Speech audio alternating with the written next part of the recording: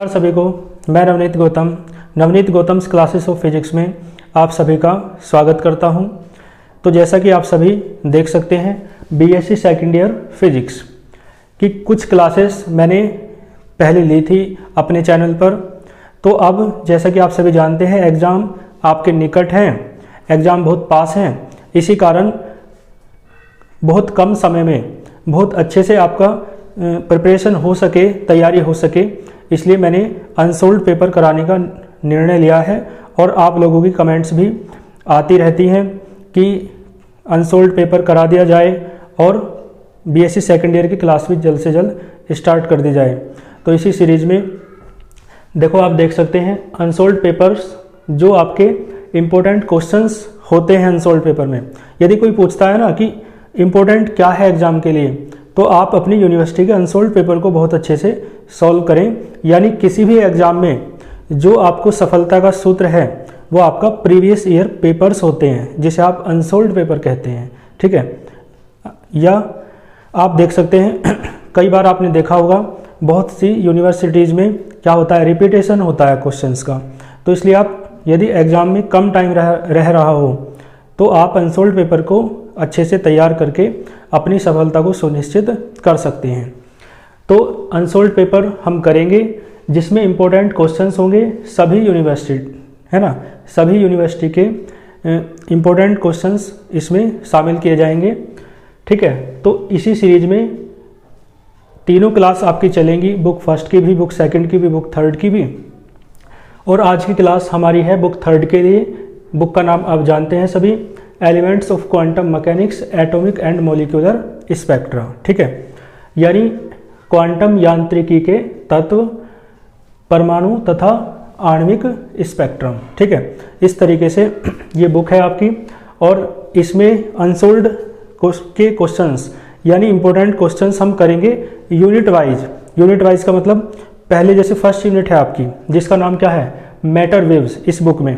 तो matter waves जो first unit है उसके सभी क्वेश्चंस जो आपके अनसोल्ड में आए हुए हैं, जो आपके एग्जाम के पॉइंट ऑफ व्यू से इंपॉर्टेंट है, मैं यूनिट फर्स्ट के करा दूंगा। ठीक इसी प्रकार फिर यूनिट सेकंड के लिए, यूनिट थर्ड के लिए और यूनिट फोर्थ के लिए, ठीक है। तो हम जो चलेंगे इंपॉर्टेंट क्वेश्चन को सॉल्यूशन करते हुए, सॉल्व करते हुए, तो हम पेपर वाइज नहीं करेंगे, ठीक है। इस तरीके से नहीं करेंगे कि 2016 का पेपर हमने सॉल्व किया, 2017 का सॉल्व किया, नहीं। पहले हम फर्स्ट यूनिट को करेंगे। फर्स्ट यूनिट के जितने भी सेट हैं, जितने भी क्वेश्चंस आपके लिए इंपॉर्टेंट हो सकते हैं एग्जाम के लिए, उन्हें हम सॉल्व कर लेंगे, ठीक है। फिर सेकंड यूनिट के उसी प्रकार अलग अलग सेट्स के, है ना, और फिर थर्ड के, फिर फोर्थ के, ठीक है। आपको बात समझ में आई होगी कि हमारे जो प्रिपरेशन करेंगे, जो क्लासेस चलेंगी, वो उसकी स्ट्रेटजी क्या होगी, ठीक है। तो इसी सीरीज में यूनिट फर्स्ट की, जिसका नाम क्या है, मैटर वेव्स यानी द्रव्य तरंगे, और हमारी क्लास हिंदी और इंग्लिश दोनों मीडियम में होगी। यानी बेसिकली इंग्लिश के साथ साथ हिंदी में भी मैं आपको सब चीज़ें बताता हुआ चलूँगा, ताकि जो हिंदी मीडियम के स्टूडेंट्स रहे हैं पहले, वो चीज़ों को अच्छे से समझ सके। बाकी कोई समस्या वाली बात नहीं भी है, क्योंकि फर्स्ट ईयर में आपने पढ़ाई की होगी इंग्लिश में, तो अब इंग्लिश में पढ़ने में आपको इतनी ज़्यादा समस्याओं का सामना नहीं करना पड़ता होगा। और बाकी जो अब भी हिंदी मीडियम में पढ़ रहे हैं, हिंदी मीडियम से बीएससी कर रहे हैं, तो वो भी इस क्लास से उतने ही लाभान्वित हो सकते हैं जितने कि इंग्लिश मीडियम वाले, ठीक है। इसी कारण बाइलिंगुअल आपकी क्लास होगी, ठीक है। तो आइए स्टार्ट करते हैं। ये छोटा सा हमने इंट्रोडक्शन दिया।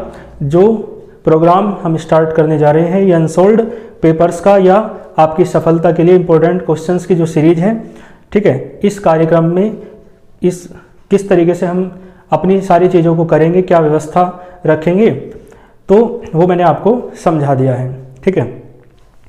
तो आपका दायित्व तो बनता है, यदि हम समय निकाल करके आपके लिए क्लासेस स्टार्ट कर रहे हैं, तो आपका दायित्व तो सिर्फ इतना सा है कि आप लोग अपने जो साथ के स्टूडेंट्स हैं उन तक वीडियो को शेयर करें और अधिक से अधिक स्नेह बरसाएं, ठीक है।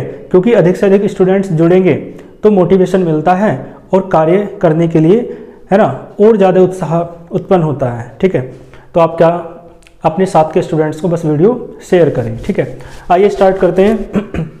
मैटर वेव्स पढ़ेंगे यूनिट, तो मैटर वेव्स में जो अनसोल्ड में आपके क्वेश्चंस आए हुए हैं या जो आपके लिए इंपॉर्टेंट क्वेश्चंस हैं सभी यूनिवर्सिटीज़ के लिए, है ना, तो उनमें से एक इफेक्ट बहुत इंपॉर्टेंट है जिसका नाम है फोटो इलेक्ट्रिक इफेक्ट, जिसे आप कहते हैं प्रकाश वैद्युत प्रभाव। ठीक है, तो प्रकाश वैद्युत प्रभाव या फोटो इलेक्ट्रिक इफेक्ट से ही हम स्टार्ट करते हैं।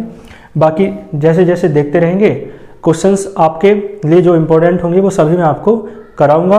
और इन लेक्चर्स को देखने के बाद यदि आप ईमानदारी से इन्हें कर लेंगे तो आपकी सफलता सुनिश्चित होगी और आपके मार्क्स बहुत अच्छे आएंगे, मुझे ऐसा पूर्ण विश्वास है। ठीक है, आओ देखते हैं। तो पहली हेडिंग डालो आप। आज के लेक्चर में मैंने इंट्रोडक्शन दिया और थोड़ा बेसिक इन्फॉर्मेशंस अपनी यूनिट से रिलेटेड जो बेसिक क्वेश्चन है वो हम करेंगे। तो उसी में बिल्कुल आप हेडिंग लिखें फोटो इलेक्ट्रिक इफेक्ट। ठीक है, देखो जिन्होंने तैयारी मतलब बुक पढ़ी है ये, या जिन्होंने भी पढ़ा है बीएससी में अच्छे से, तो उनके लिए तो लाभान्वित होगी ही क्लास, क्योंकि अब चीज़ें और भी अच्छे से हम क्लियर करेंगे और एग्जाम के पॉइंट ऑफ व्यू से हम चीज़ों को पढ़ेंगे। ठीक है, कम समय में अधिक पढ़ेंगे, है ना, यानी कम समय में आउटपुट ज़्यादा मिलना चाहिए, इस तरीके से तैयारी करेंगे। पूरे साल तो आपने बहुत अच्छे से पढ़ा है या नहीं भी पढ़ा है, तो दोनों प्रकार के स्टूडेंट्स के लिए समान रूप से उपयोगी रहेगी क्लास। उन स्टूडेंट्स के लिए भी जिन्होंने अच्छे से पढ़ा है उनका क्विक रिवीजन होगा बहुत अच्छे से, है ना।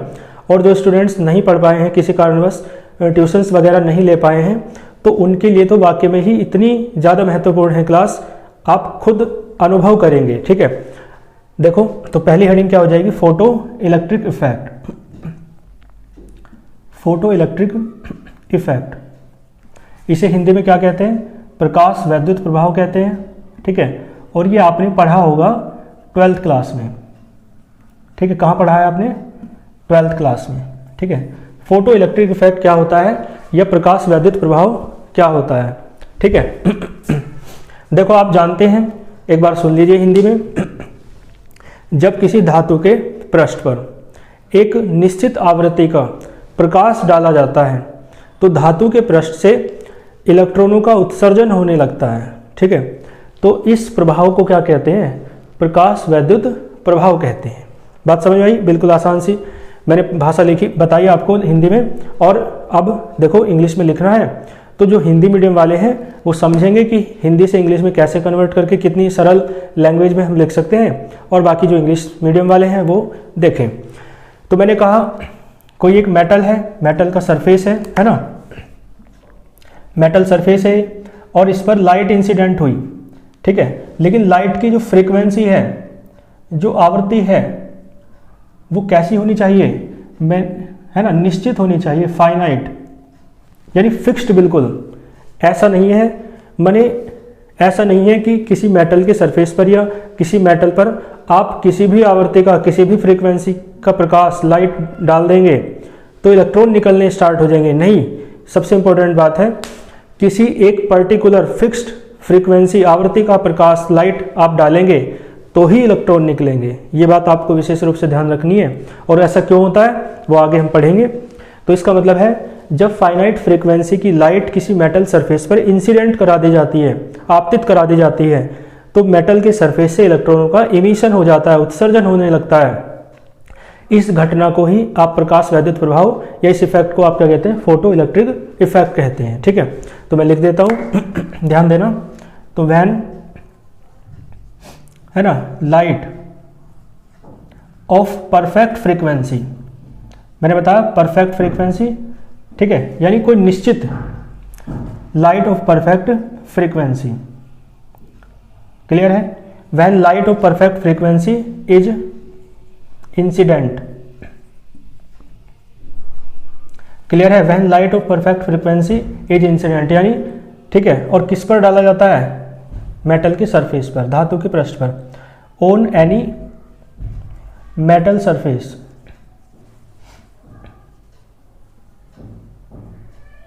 क्लियर है। तो when light of perfect frequency is incident on any metal surface, तो क्या हो जाता है, मैंने बताया धातु से इलेक्ट्रॉनों का उत्सर्जन आरंभ हो जाता है, यानी इमिशन। उत्सर्जन को क्या कहते हैं, इमिशन। ठीक है, इमिशन ऑफ इलेक्ट्रॉन्स। क्लियर है, इमिशन ऑफ इलेक्ट्रॉन्स स्टार्ट्स, ठीक है, इलेक्ट्रॉनों का उत्सर्जन आरंभ हो जाता है कहां से, मेटल सरफेस से, तो फ्रॉम मेटल सरफेस। क्लियर है, बात समझ में आई। तो यानी जब परफेक्ट फ्रीक्वेंसी यानी निश्चित आवर्ती की लाइट प्रकाश इस इंसिडेंट में डाला जाता है उन एनी मेटल सरफेस, किसी मेटल के सरफेस पर, तो इमिशन ऑफ इलेक्ट्रॉन्स, इलेक्ट्रॉनों का इमिशन स्टार्ट्स हो जाता है कहां से, मेटल के सरफेस से, ठीक है। तो इस घटना को ही आप क्या कहते हैं, इस इफेक्ट को ही आप क्या कहते हैं, ठीक है, लिख देना, this effect is known as photo electric effect. Clear है, आप मेन नोट्स भी वीडियो को सुन करके अपनी बना सकते हैं वीडियो लेक्चर के दौरान, ठीक है। तो उससे क्या होगा, जिनके पास नोट्स बने हुए नहीं हैं उन स्टूडेंट्स के नोट्स बन जाएंगे और उन्हीं नोट्स को बनाते बनाते आपको लगभग 70% तक चीज़ें याद भी हो जाएंगी अनायास ही, ठीक है।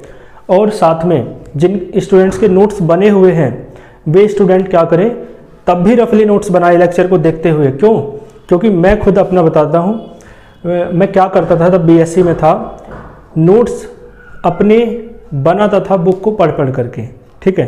तो मैं सोचता था कि यार मैं नोट्स बनाने में रह जाता हूँ, याद तो मैं करता ही नहीं हूँ, पढ़ाई तो मैं करता ही नहीं हूँ।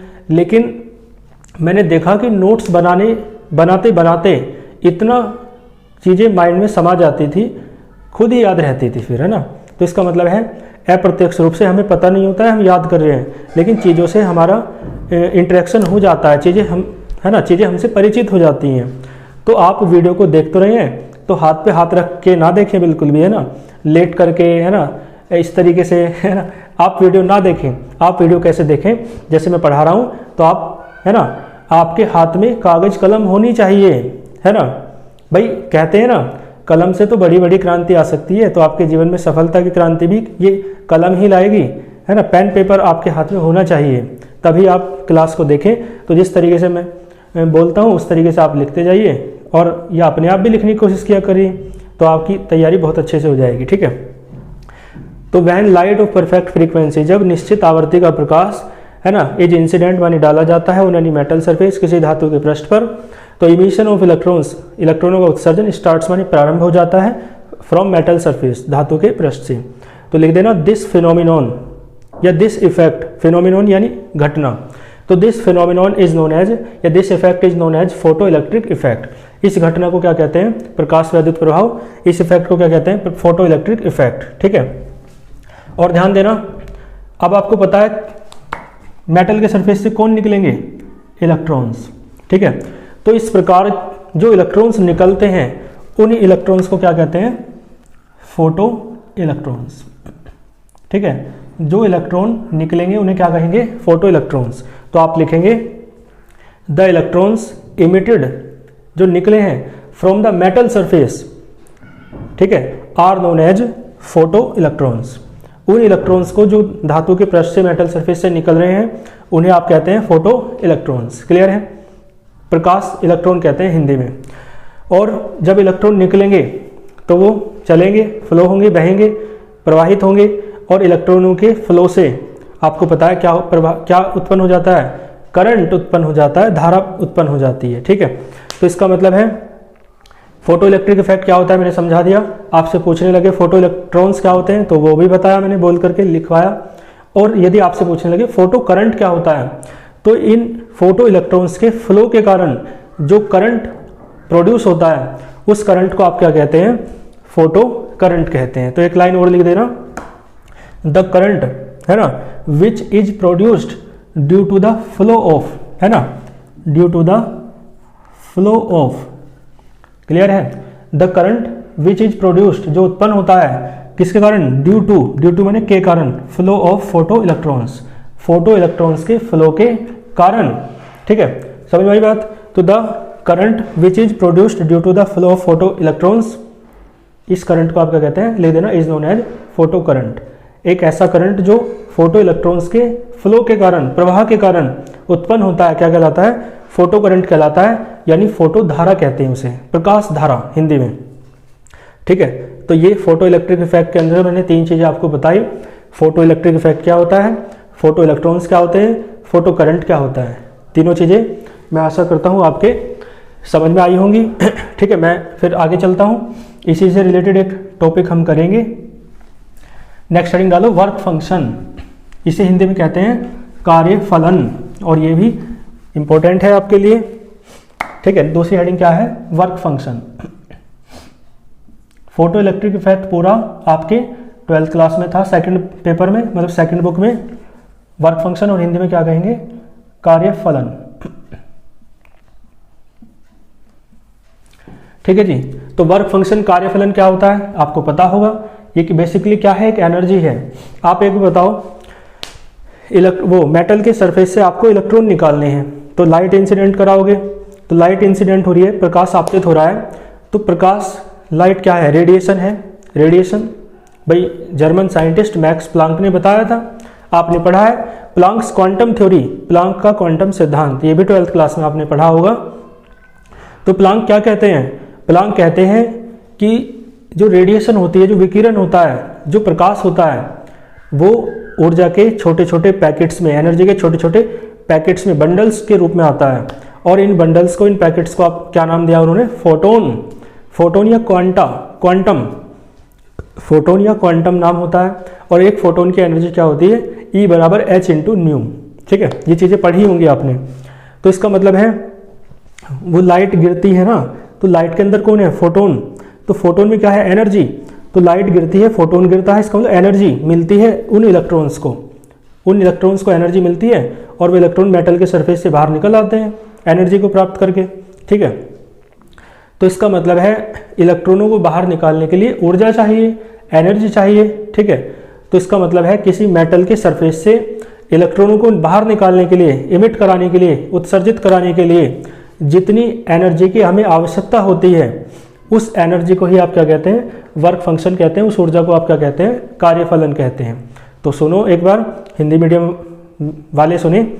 ठीक है, क्या कहेंगे, यानी किसी धातु के पृष्ठ से इलेक्ट्रॉनों को उत्सर्जित कराने के लिए, ठीक है, जितनी न्यूनतम ऊर्जा की आवश्यकता होती है, उसे क्या कहते हैं, कार्यफलन कहते हैं। इसे W से प्रदर्शित करते हैं। ठीक है, बात समझ में आई। और न्यूनतम, मिनिमम वर्ड है यहाँ पर, यानी ये जो एनर्जी हमें चाहिए ये मिनिमम एनर्जी है। तो मिनिमम क्यों है, आप कोई कार्य करेंगे तो आप चाहेंगे ना कि कम से कम में काम हो जाए, आपको कम खर्च करना पड़े, तो आप भी चाहते हैं कि मेटल के सरफेस से इलेक्ट्रॉन तो निकल जाएं और खर्च जो है ना आपको एनर्जी वो कम से कम करनी पड़े, इसलिए हम एक वर्ड लिखते हैं मिनिमम एनर्जी, यानी न्यूनतम ऊर्जा। ठीक है, तो मैं लिख देता हूं यानी द मिनिमम एनर्जी, यानी वह न्यूनतम ऊर्जा है ना, मिनिमम, तो द मिनिमम एनर्जी या दैट मिनिमम एनर्जी।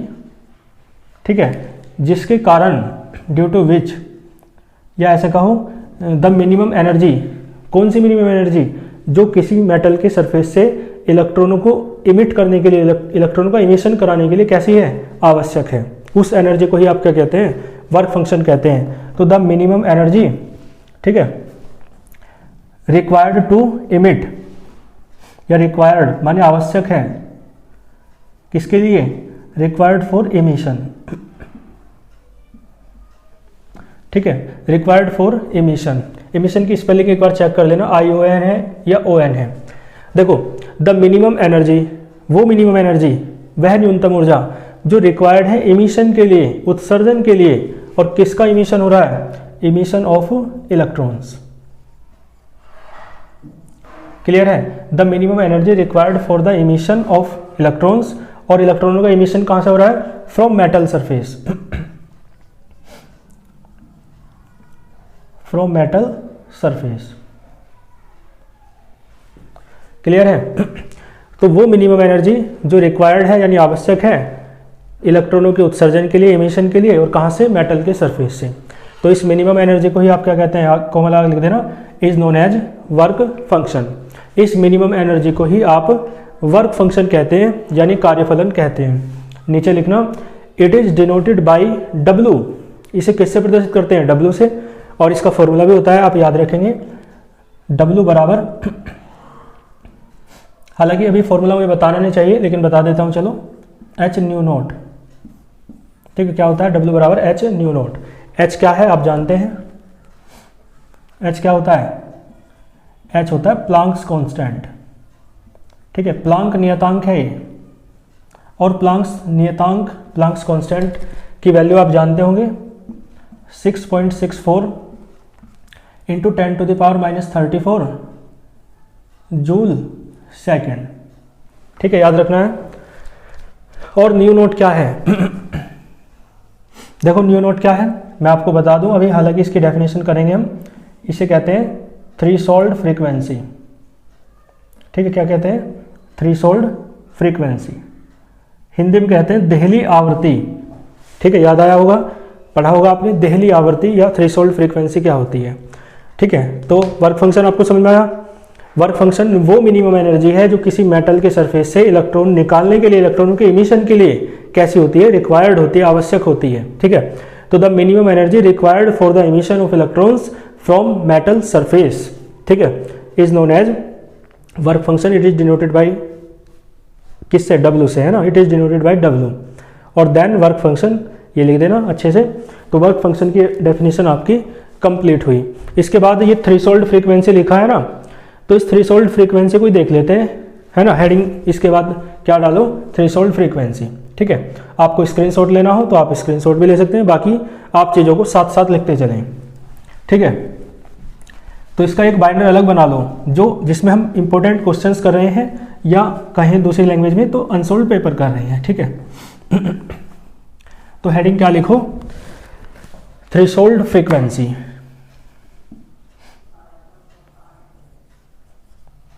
ठीक है, थ्रेशोल्ड फ्रीक्वेंसी,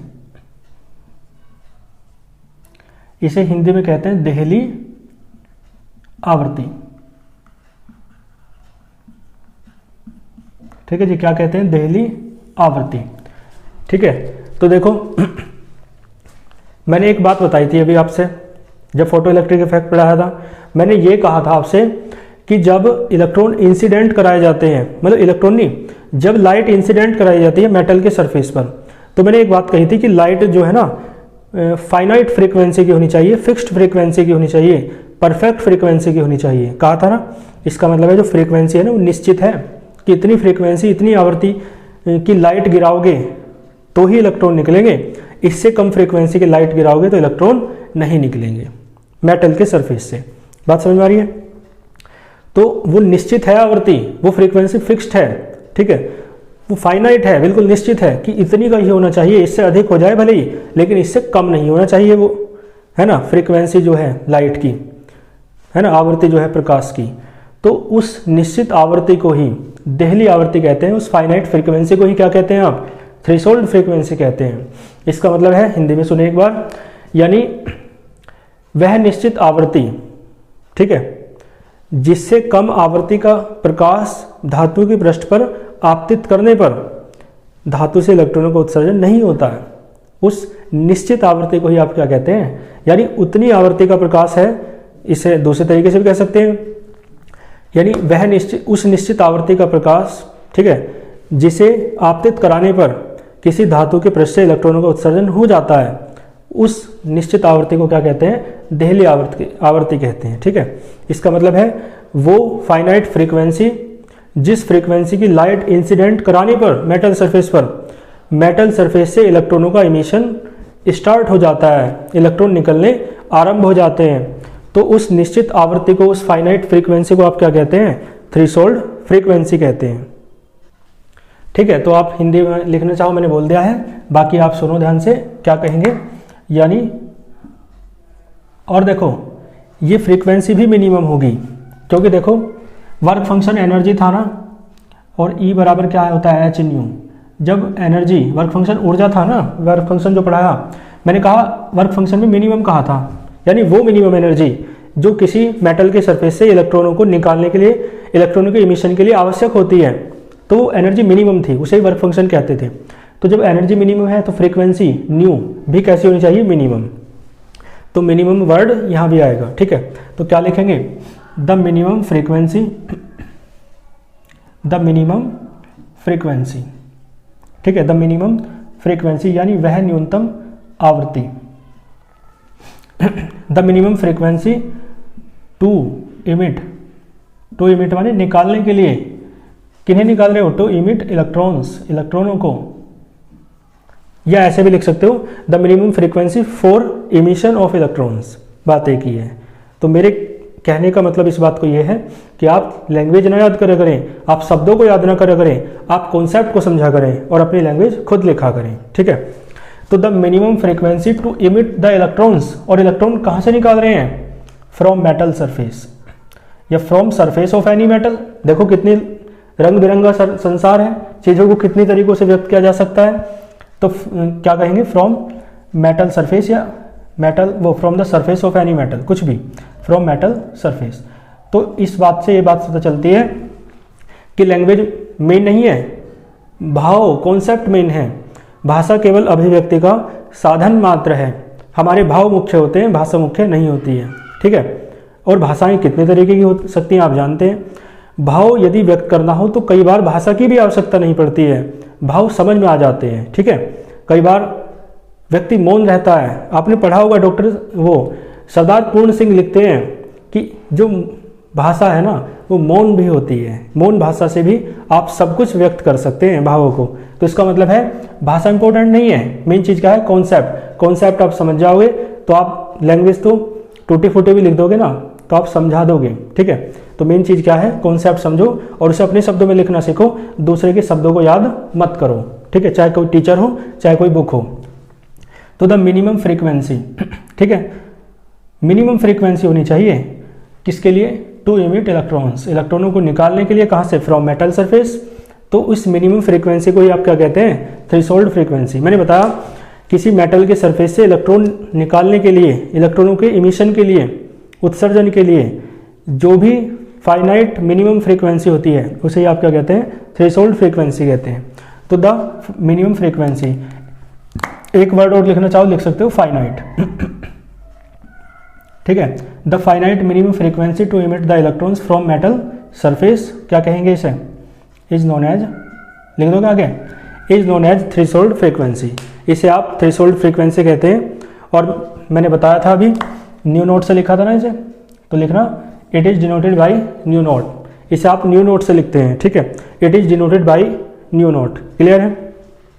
और रिलेशन क्या है वर्क फंक्शन में और थ्रेशोल्ड फ्रीक्वेंसी में, तो आप जानते हैं, लिखना if W be the work function तो then the relation between work function and threshold frequency क्या हो जाएगा, W बराबर H न्यू नोट।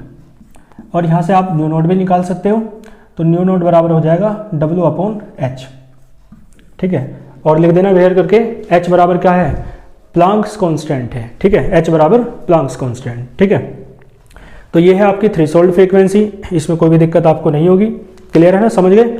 यानी किसी धातु के पृष्ठ से इलेक्ट्रॉन उत्सर्जित कराने के लिए, है ना, आवश्यक न्यूनतम निश्चित आवृत्ति को डेल्ही आवृत्ति कहते हैं। और बाकी मैंने लिख दिया है the finite minimum frequency to emit the electrons from the metal surface is known as threshold frequency, ठीक है। इसी के जैसा एक कॉन्सेप्ट है, ठीक है, थ्रेशोल्ड वेवलेंथ। यदि आपसे पूछा जाए थ्रेशोल्ड वेवलेंथ किसे कहते हैं, यानी देहली तरंग दैर्ध्य किसे कहते हैं, ठीक है। तो यहाँ बस कुछ वर्ड बदलेंगे, बाकी सब कुछ सेम रहेगा। तो एक समझ के आप दूसरे को बहुत आसानी से समझ सकते हो। देखो एक फॉर्मूला आपने पढ़ा होगा, फ्रीक्वेंसी और वेवलेंथ के बीच संबंध, ये फ्रीक्वेंसी है, वेवलेंथ है, आवर्ती तरंग दैर्ध्य के बीच संबंध न्यू बराबर सी लैम्डा। आपको पता है दोनों एक दूसरे के व्युत्क्रमानुपाती हैं, यानी इन्वर्सली प्रोपोर्शनल हैं। तो आप समझेंगे न्यू के लिए वर्ड क्या आया था, मिनिमम, तो लैम्डा के लिए क्या आएगा, मैक्सिमम, समझ गए। तो इसका मतलब है यहाँ वर्ड सिर्फ एक बदलेगा, मैक्सिमम, ठीक है जी। तो यहाँ आ जाएगा द मैक्सिमम वेवलेंथ। अब क्या पढ़ रहे हैं आप, फ्रीक्वेंसी नहीं पढ़ रहे, आप वेवलेंथ पढ़ रहे हैं,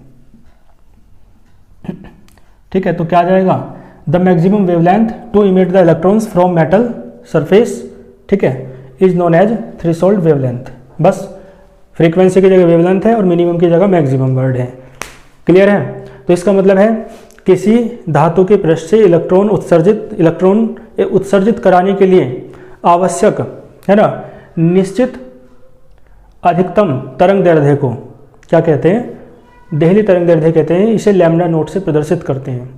ठीक है, मैंने लिख दिया है।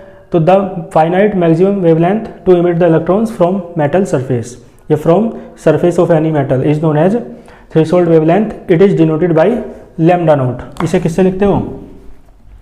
लैम्डा से वेवलेंथ को लिखते हैं ना, तो बस नीचे नोट लग जाएगा। तो it is denoted by lambda note. और फॉर्मूला इसका क्या हो जाएगा भाई? न्यू देखो W बराबर क्या होता है? H न्यू नोट होता है। और देखो न्यू बराबर C अपॉन लैम्डा होता है। तो न्यू नोट क्या हो जाएगा? C upon lambda naught. तो W बराबर क्या हो जाएगा? H C upon lambda naught. ठीक है, तो लिख देना। क्लियर है? क्या लिखोगे? ये लिख देना देन है ना, देन करके यहाँ तक लिखना, इसे बॉक्स बंद करना, वेयर करके लिखना। H बराबर क्या है? C बराबर क्या है? C है स्पीड या वेलोसिटी ऑफ लाइट, और कितना होता है? 3 × 10⁸ मीटर पर सेकंड। और लैम्डा नोट क्या है? लैम्डा नोट है थ्रेशोल्ड वेवलेंथ। ठीक है, तो ये मैंने बेसिक डेफिनेशंस आपको कराई। मैंने फोटो इलेक्ट्रिक इफेक्ट क्या होता है बताया, फोटो इलेक्ट्रॉन्स क्या होते हैं बताया, फोटो करंट क्या होता है बताया, और साथ में थ्रेशोल्ड फ्रीक्वेंसी पढ़ाई, थ्रेशोल्ड वेवलेंथ पढ़ाया, और साथ में वर्क फंक्शन भी पढ़ाया। तो जो बेसिक डेफिनेशंस थी फोटो इलेक्ट्रिक इफेक्ट की, वो सभी मैंने आपको पढ़ा दी है। आज के लेक्चर में इतना ही रखते हैं। आप स्नेह दीजिए, प्यार दीजिए अपना, अधिक से अधिक वीडियो को शेयर कीजिए, ताकि मुझे समय निकाल करके वीडियो बनाने का मोटिवेशन मिले। ठीक है, और बाकी जैसा आपका आदेश होगा वैसा होगा। ठीक है, कमेंट बॉक्स में बताइए, अपनी प्रतिक्रिया अवश्य रखिए। इस वीडियो में अधिक से अधिक कमेंट्स होने चाहिए मुझे मोटिवेट करने के लिए। ठीक है, तो आप बताना जो भी आपके चाहते हैं, है ना, ये जिस भी तरीके से आप चीज़ों को करवाना चाहते हैं मुझसे। ठीक है, अच्छे से पढ़ते रहिए। मिलते हैं नेक्स्ट लेक्चर में। All the very best.